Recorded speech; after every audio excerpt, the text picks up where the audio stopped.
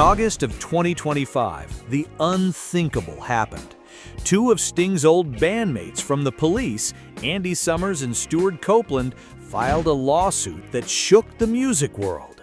They're claiming they were cut out of royalties and songwriting credit for one of the most iconic songs of all time, Every Breath You Take, a song that, for decades, has made Sting millions. The lawsuit has reopened old wounds, exposed long-buried resentments, and forced fans to ask, did Sting really take all the credit? Also, let us know in the comments below if you think Sting is in the right or wrong with his ownership of these songs. The lawsuit, filed in August of 2025, didn't just make headlines, it ripped open one of the most famous band breakups in rock history.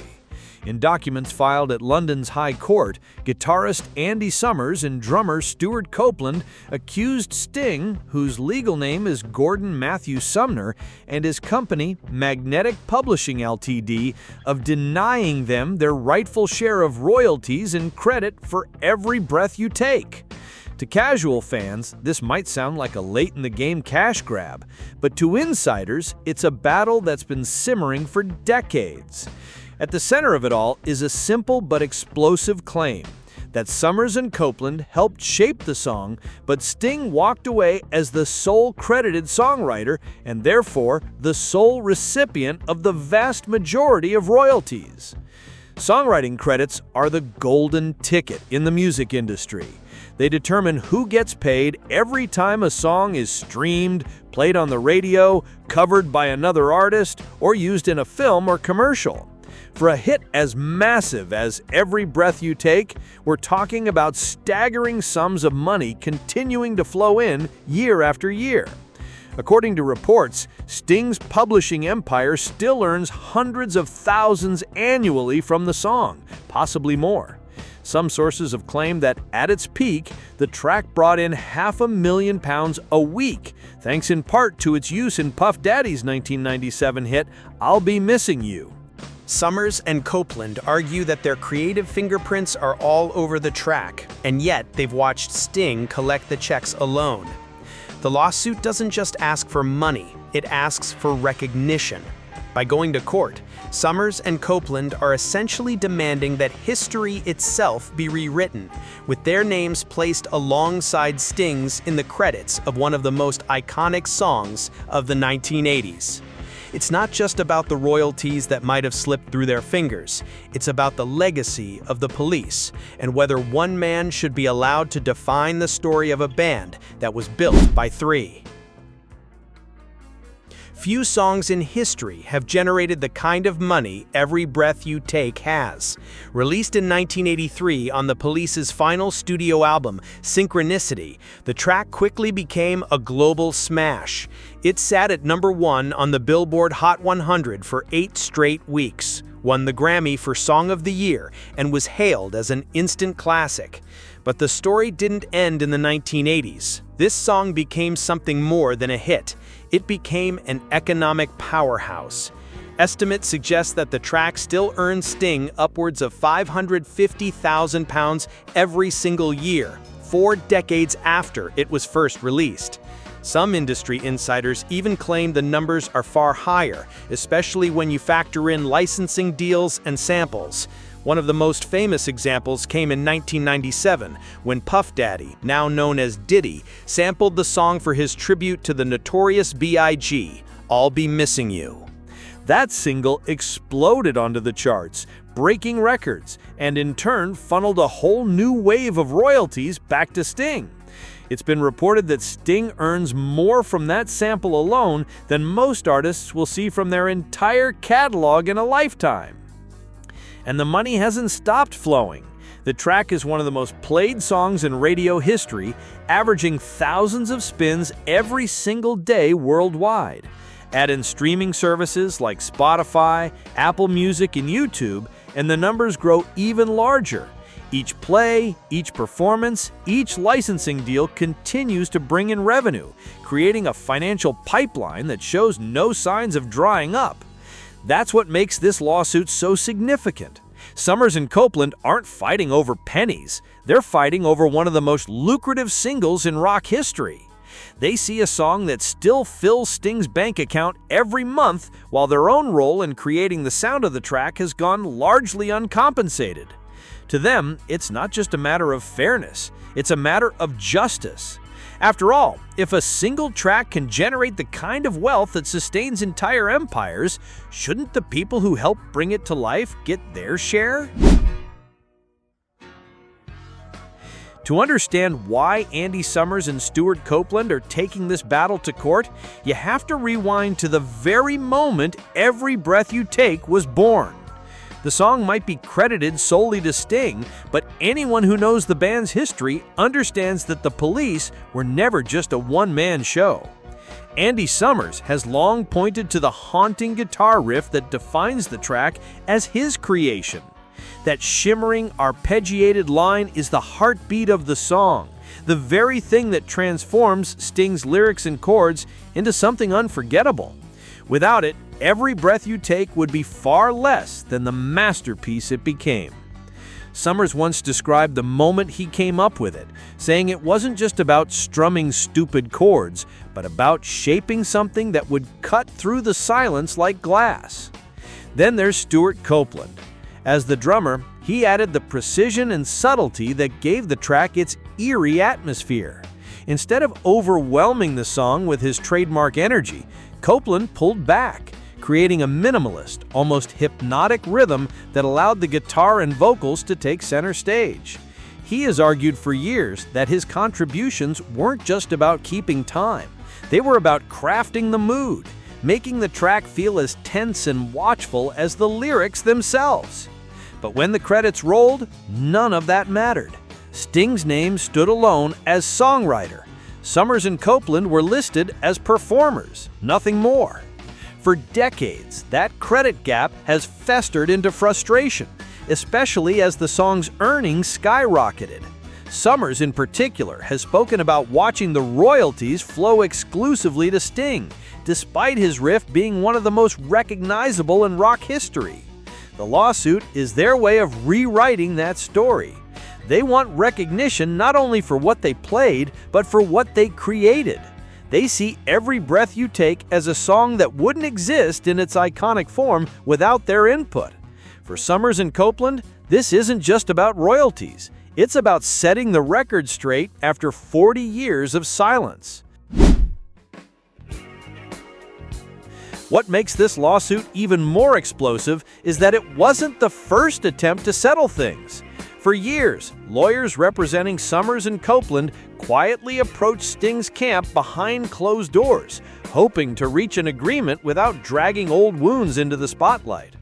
According to insiders, the conversations often started the same way: recognition for their contributions, a renegotiation of the credits, and a share of the royalties that had piled up for decades. But each time, talks seemed to collapse. Some say Sting's team simply didn't want to open that door. Acknowledging Summers' riff or Copeland's rhythmic architecture as songwriting might set a precedent for revisiting dozens of other songs in the catalog. Others believe Sting himself saw the song as his personal creation, the lyrics and melody belonging entirely to him, and anything else, no matter how iconic, was arrangement, not composition. In the strict legal sense, he may have had a point, but in the emotional sense, Summers and Copeland were left feeling sidelined. The stalemate went on for decades.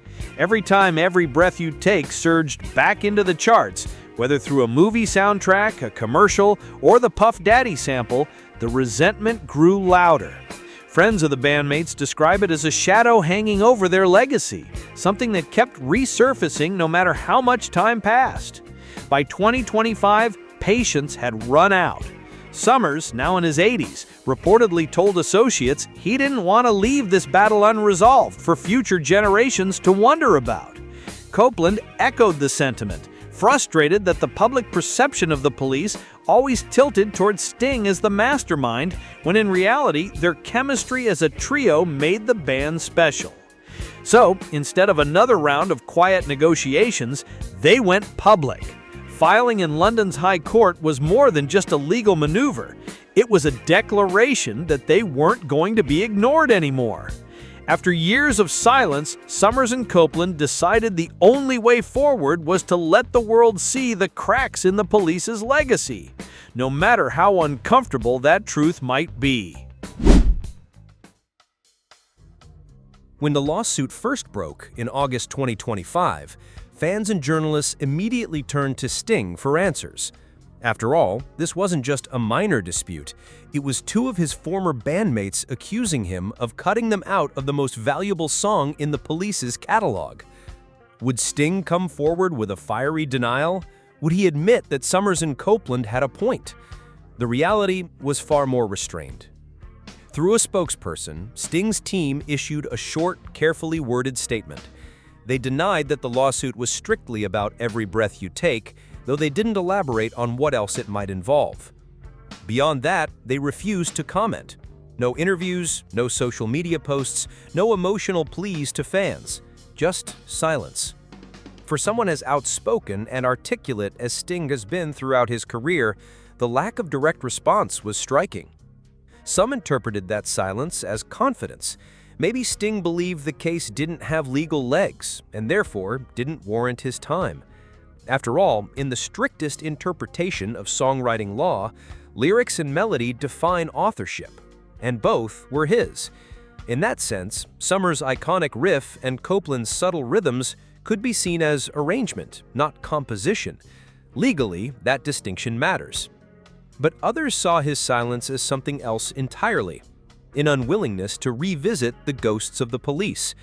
The band's breakup in the mid-1980s was famously bitter, and even their 2007 reunion tour was clouded with tension. Sting has spent decades crafting his solo identity, distancing himself from the volatile chemistry of his old band. To suddenly be pulled back into a public feud over the past must feel like reopening an old wound. Fans were left divided. Some defended Sting, pointing out that the song has always been credited to him and that changing history now could undermine the rules of authorship in music. Others sided with Summers and Copeland, arguing that morality and creativity often blur in ways the law doesn't capture.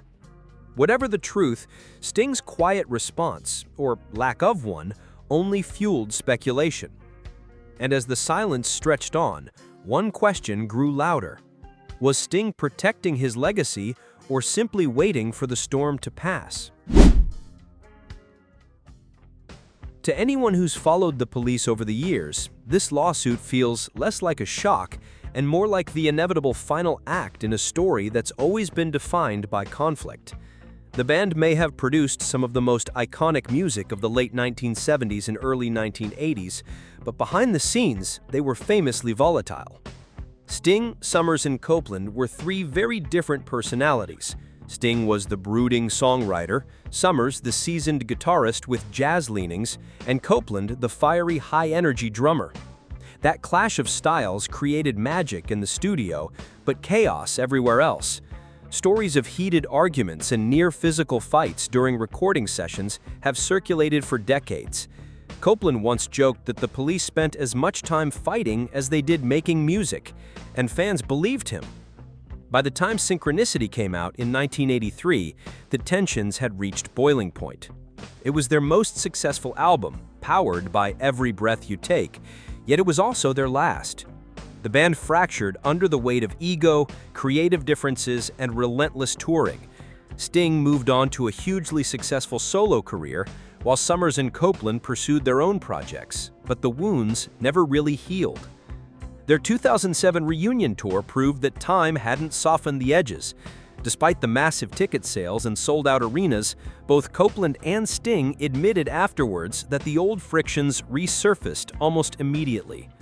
Copeland even called one early show lousy in the press, which sparked another round of public back-and-forths.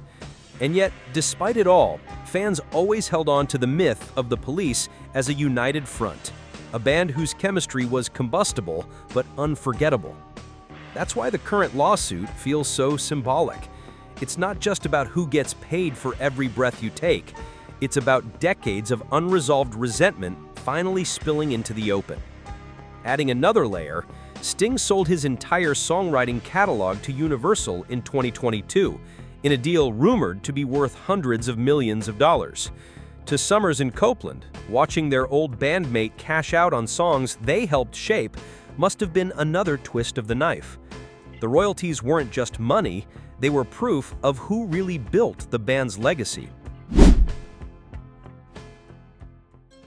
While on the surface, this may look like an old band settling an old score, the lawsuit between Sting, Summers, and Copeland speaks to something much larger. It's about authorship, legacy, and the value of creativity in an industry where a single credit line can mean millions of dollars. The Police aren't the only band to wrestle with these questions. History is filled with examples. George Harrison fighting to reclaim his creative voice in the Beatles, or more recently, modern pop stars arguing over who deserves recognition for hooks, riffs, or production flourishes. The truth is, the line between songwriting and arrangement has always been blurry. In legal terms, it's neat and simple, melody and lyrics. In artistic terms, it's far more complicated. Sometimes the smallest creative choice, the right riff, the perfect beat, becomes the element that defines a song. That's what makes this lawsuit resonate beyond the Police. It forces the industry to ask whether the traditional definition of songwriting still makes sense in a world where collaborative creation is the norm. Should a guitarist who invents an unforgettable riff get the same recognition as the singer who writes the words? Should a drummer who transforms a song's rhythm into its identity be excluded from authorship? These are not easy questions, but they cut to the heart of how music history is written. There's also the issue of timing. Why now, after more than 40 years? The answer might be found in Sting's 2022 songwriting catalog sale to Universal, reportedly worth around $300 million. That deal was based on the strength of his songwriting credits. For Summers and Copeland, watching their bandmates sell off a body of work they believe they helped create may have been the breaking point. The lawsuit, then, isn't just about correcting the past, it's about making sure the future record of the Police doesn't erase their contributions entirely. In that sense, the case is more than a legal battle. It's a cultural debate over what it means to create art, who gets to claim ownership, and whether history will remember the Police as one man's band or a trio whose tensions and talents were equal parts of their magic.